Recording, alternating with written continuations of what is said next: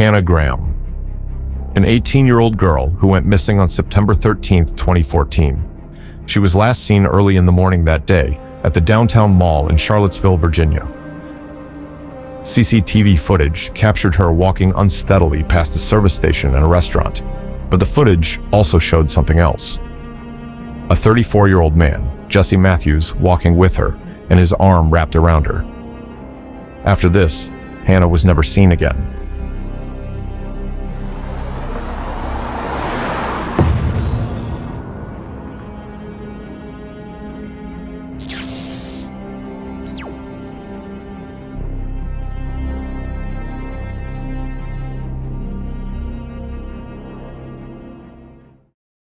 Born in England, Hannah lived in the Stratford Landing area of Fairfax County, Virginia from the age of 5. She embraced life in the U.S. with enthusiasm. She was optimistic and happy, immersing herself in and taking great delight from her studies and many extracurricular activities. She was bright and personable, trusting, extremely loyal to her friends, and utterly without prejudice. She had great empathy and took pleasure in helping others. She was all around a great person, bursting with vigor. Until she met Jesse Leroy Matthew Jr., a man filled with evilness and heinousness.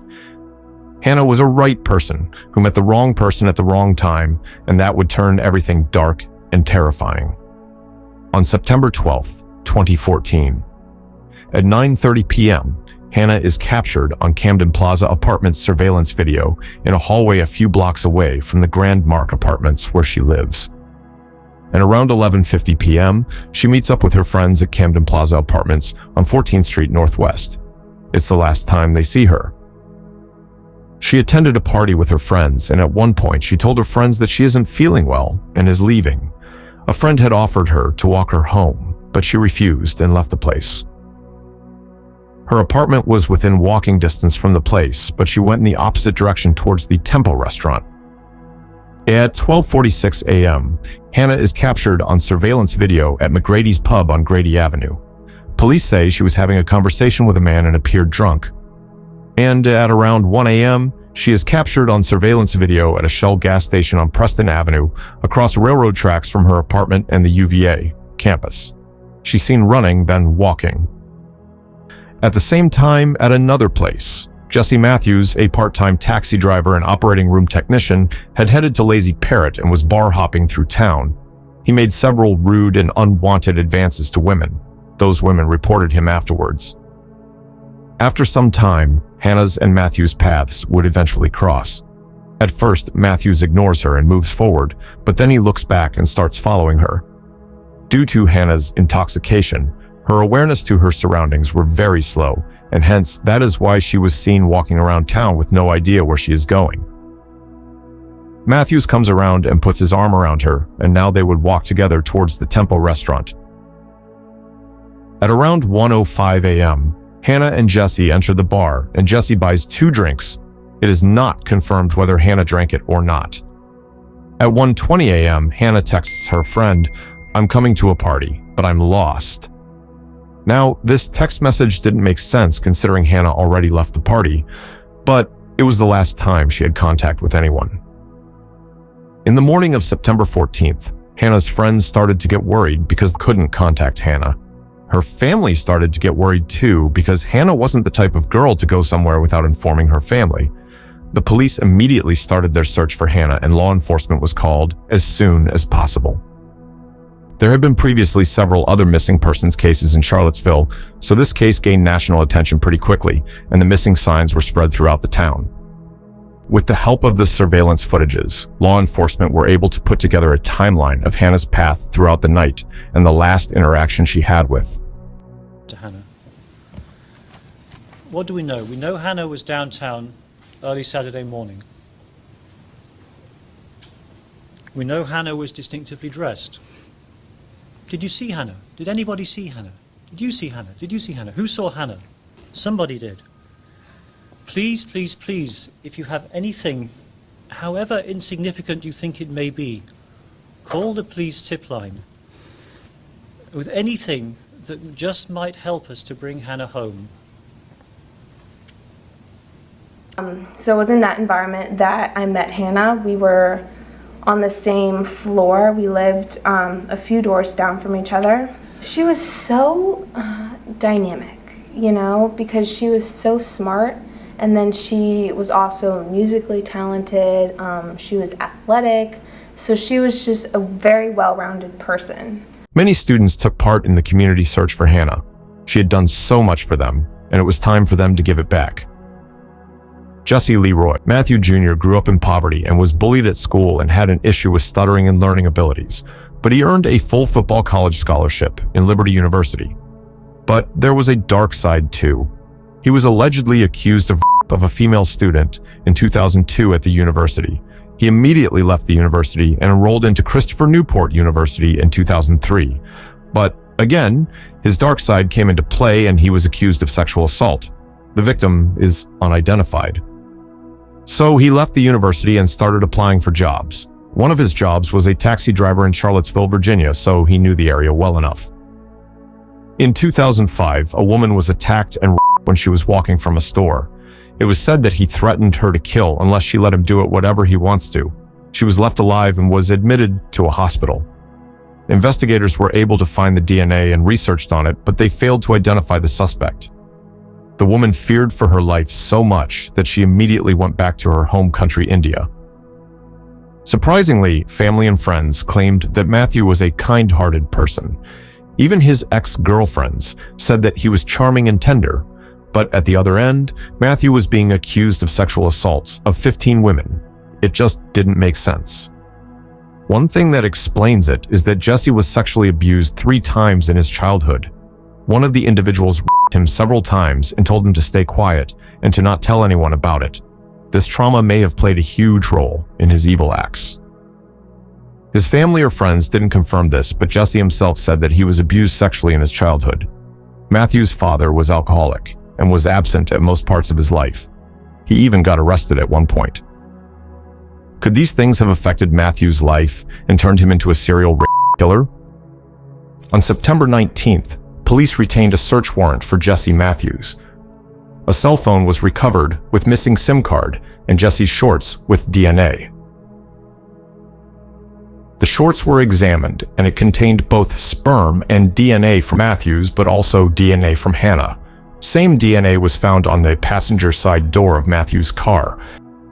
Matthews was not charged yet, but he was the last person seen with Hannah. They retained a second search warrant for Jesse. Some of the items they found were a Galaxy phone, bedding, pillows, clothes, toothbrush, some hair samples, a wallet, a cigar butt. With a third warrant, investigators collected a maroon shirt and a white shorts. They also found a towel with red stains on it. Matthew owned an orange Chrysler Sebring, which was also seized. Police called in a bloodhound unit to locate Hannah's scent at the rear entrance to Matthew's apartment, the passenger door of his car, and the dumpster nearby. The next day, Matthews appeared at the Charlottesville Police Department and demanded for a lawyer but refused to speak about Hannah. He left the department, sat in his car, and left in a high speed. Police chased him, but he eluded them away. A nationwide hunt came into play. Matthew got a new license and withdrew most of his money from the bank. And his wanted poster was issued all over the town and in news channels.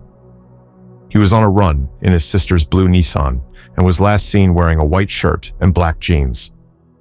Matthew's aunt told the police that his family was doing anything they could to help Hannah's family. Somebody listening to me today either knows where Hannah is or knows someone who has that information.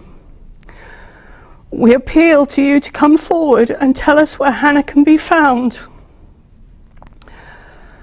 John has already said that this is every parent's worst nightmare. That is true, but it is also a nightmare for our son James, for Hannah's grandparents and other members of our family, as well as for all of Hannah's many friends here in Charlottesville and beyond. Please, please, please help end this nightmare for all of us. Please help us to bring Hannah home. Thank you. It's September the 24th, a day in Texas like every other. A person passing on the beach notices a random tent on the sand while walking his way. He sees a man that extremely resembles a guy he saw in the news, Matthew. He calls 911. Since his own car was abducted, he had used his sister's 1997 teal Nissan Sentra. He was detained by law enforcement police officer and extradition was filed. Investigators from Charlottesville headed towards Texas and picked up Matthew. He was officially listed as a suspect for Hannah's abduction. Also, the reward money to find Hannah was set at a $100,000. You know, the reward to find missing Hannah Graham is now up to $100,000, but the man charged with abducting her is now behind bars. We want to show you two key pieces of video from Galveston, Texas, but first take a look at this. This is the new mugshot after being arrested and booked. We know 32-year-old Jesse Matthew had been in Texas since at least Tuesday because here he's seen walking into a convenience store. Police say he purchased bug repellent spray. He was taken to the Albemarle Charlottesville Regional Jail, where he was held without bond. On the 18th of October, skeleton remains were found off of the old Lynchburg Road at a property in a densely wooded area. Investigators expanded the search area to find further material supporting the incident. They found the crop top, jeans, and the watch that Hannah was wearing the night she went missing. Nothing more was located at the time. Today, teams back out searching for more clues. ABC's Bazi Kanani has the latest from Charlottesville. Tonight, police sealing off what is now a crime scene after the discovery of human remains that could be 18-year-old Hannah Graham. The usually emphatic Charlottesville police chief, somber, explaining more tests must be done to confirm the identity and thanking searchers. A nearby resident claimed that they had seen Matthew's car backed into an access road behind the property on the morning of September 13th. Investigators came to know that Matthew was very familiar with that area since he had been a taxi driver for several years, so he would surely know where the remote and hidden locations would be around there. The remains were soon handed over to the chief medical examiner, Dr. Kevin Whaley in Richmond. After performing autopsy, he determined that the death occurred due to homicidal violence. Strangulation was most likely the cause of death, or suffocation. Furthermore, the studies showed another thing. There had been 2 perimortem or nasal fracture at around the time of her death. It was also confirmed that the remains were definitely that of Hannah. When much of the DNA evidence was collected, investigators were able to connect more dots between and outside this particular incident. They not only confirmed the murderer, but were also able to connect Matthew to a murder, which occurred in the October of 2009 through a forensic link. Morgan Dana Harrington's remains were located on a 742-acre Anchorage farm, Albemarle County, Virginia. They were found by the owner himself in a remote area of the property. Her death was also ruled a homicide. Both the remains of Hannah and Morgan were located just 6 miles apart from each other. But it doesn't end here. Forensic evidence found on Morgan's shirt linked with the DNA of Matthew, the same DNA linked to an assault and that had occurred back in 2005 in Fairfax, Virginia. Now, 3 women had been connected to the viciousness of a serial murderer. How did Jesse Matthew become what he was in those years? The answer is written in the development of the individual from birth to adulthood. Most serial killers become this way because of influence from certain life experiences. Like every other human, serial murderers are a product of their heredity and upbringing throughout their development. But obviously, this doesn't excuse any of his actions. February 10th, 2015. Jesse Matthew is formally charged with first-degree murder and abduction of the victim with the intent to defile. Prosecutors would look forward towards the death penalty of Matthew. Matthew's attorney would submit a plea deal in exchange of confessing to the murder of both Morgan and Hannah.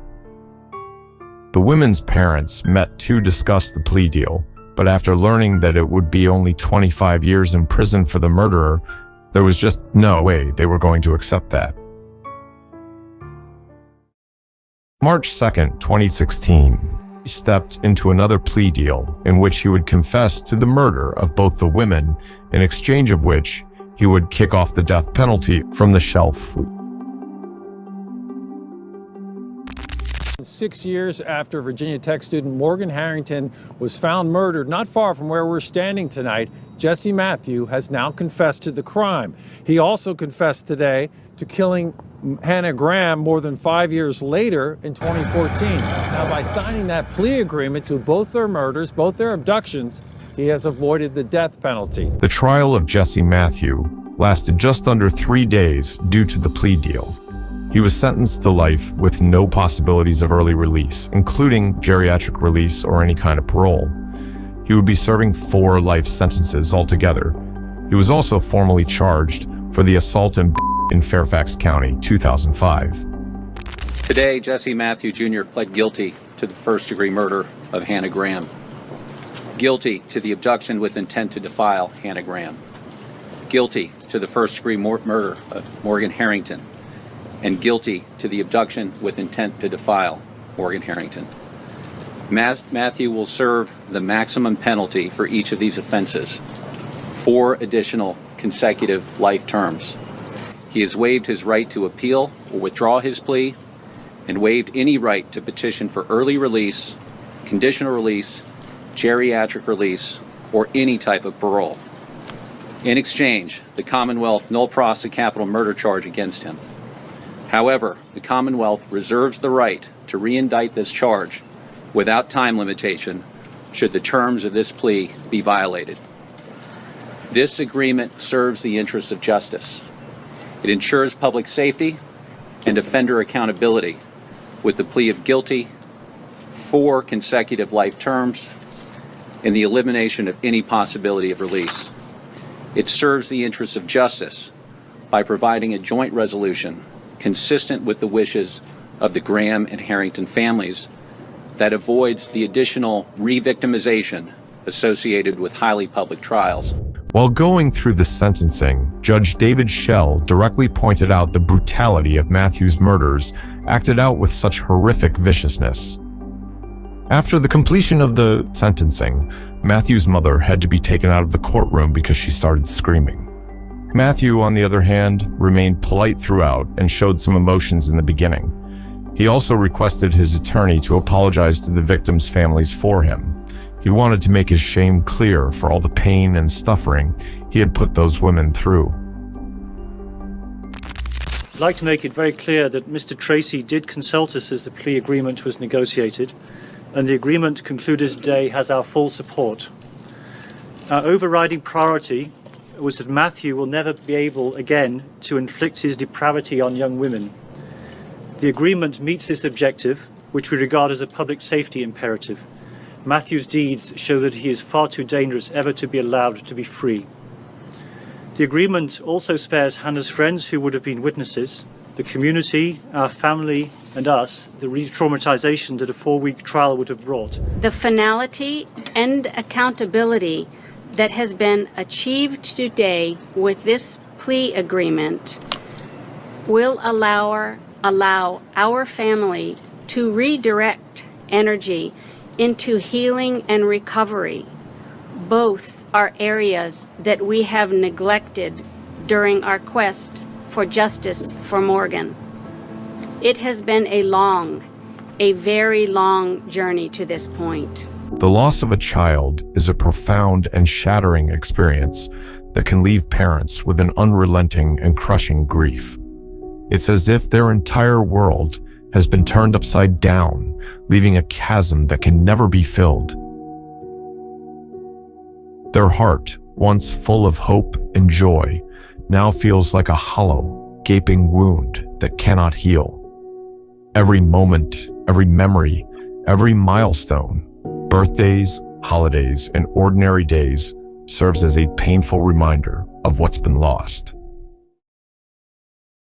Hannah Elizabeth Graham's parents requested the legislators to expand the database of Virginia. Matthew was once arrested in 2010 for trespassing, but the crime didn't seem serious enough to require collecting his DNA. The Grahams wanted a study that would increase the number of minor crimes, thus requiring the DNA of an individual. If that individual commits another crime, the database would respond with a mark on that name, and the authorities would be immediately alerted and would start aiming the criminal. The Grahams believed that if such a law was implemented before the trespassing incident, Hannah would have still been with them. They're testifying before the State Crime Commission, pushing for enhanced DNA collection in the Commonwealth from people convicted of certain misdemeanor crimes.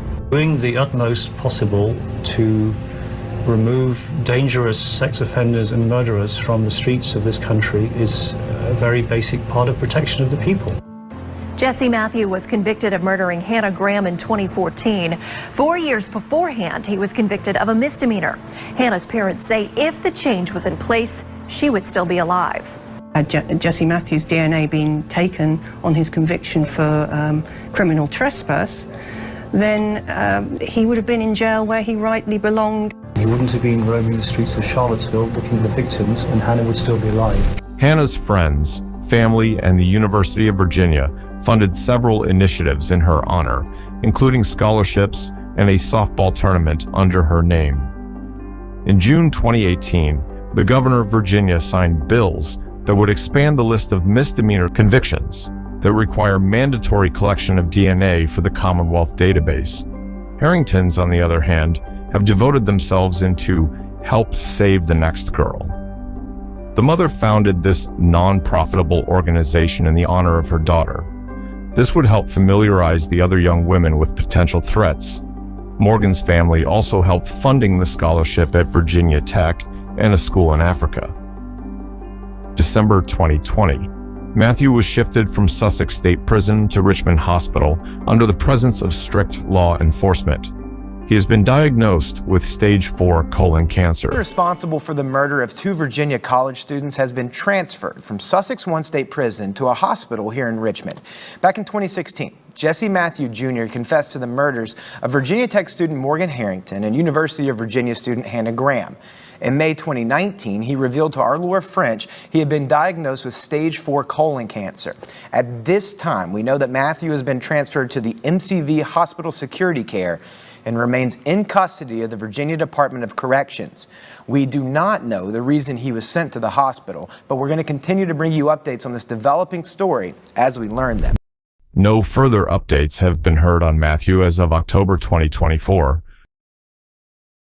We hope you learned something from this video. Stay safe out there, and as always, thank you for watching.